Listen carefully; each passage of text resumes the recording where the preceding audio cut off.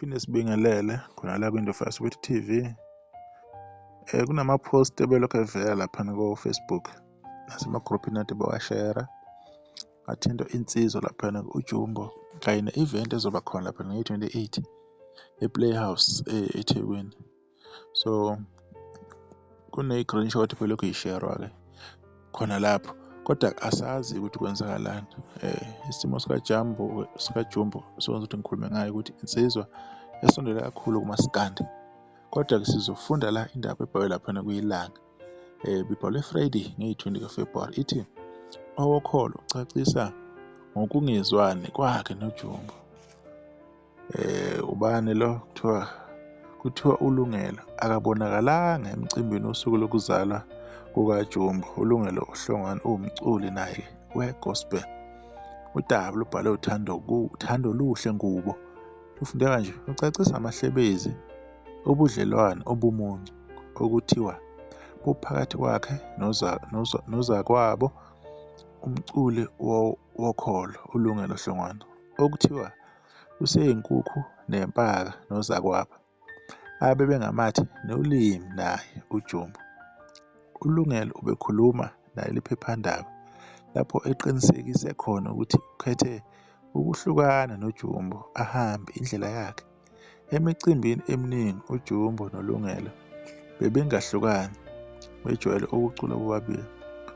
Bekuqapheleka ukuthi uJumbo kwesinye isikhathi ubevulelwa nguLungelo isiteji, noma uLungelo angene uJumbo esephakathi nokunandisa, kodwa muva nje kuqapheleke ukuthi abasabonakali ndawonye. Okuqubule kakhulu lawa mahlebezi okungabonakali kukaLungelo emcimbini wokugujwa kosuku lokuzalwa kukaJumbo ngomhla ka-10 kwephezulu. Umthombo waleli phephandaba ongashaya eceleni uthi kukhulu ukungezwani phakathi kwalaba baculi.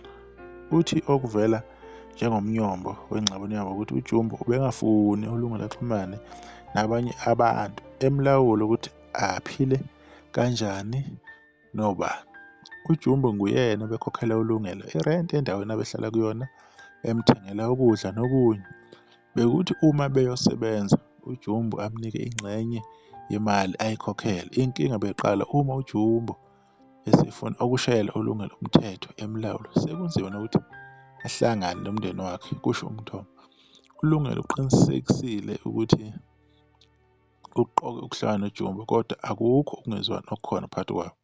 Akulona iqiniso ukuthi kukhona ukungezwani phakathi kwami noJumbo, kodwa yimi oqoke ukuphuma ngizisebenzele ngendlela yami. Ukungabonakali kwami emcimbini wosuku lwakhe lokuzalwa kungenxa yokuthi ngangimatasa nomsebenzi esho. Ebuzwa ngokusebenzisana kwabo esikhathini esizayo, uphendule ngokuthi lokho kuyokwenzeka uma kuvuma iNkosi. uJumbo wenqabile ukuphawula ngalolu daba.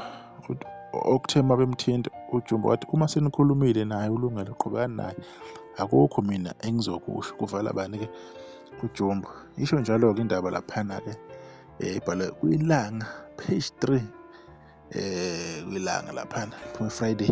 Bekuyilokho sifuna ukuveza njengamanje-ke, akukho okungakanani mhlawumbe soku-eda nje ngokufuna ukudlulisela lolu daba lolu, kodwa siyafisa lezinsizwa ukuthi-ke zisebenzisane nayelinye ilanga, zibuyisane, iqhubeke kahle. Vele ekusebenzeni kwabantu ayinihlale nivumelana nayo yonke into.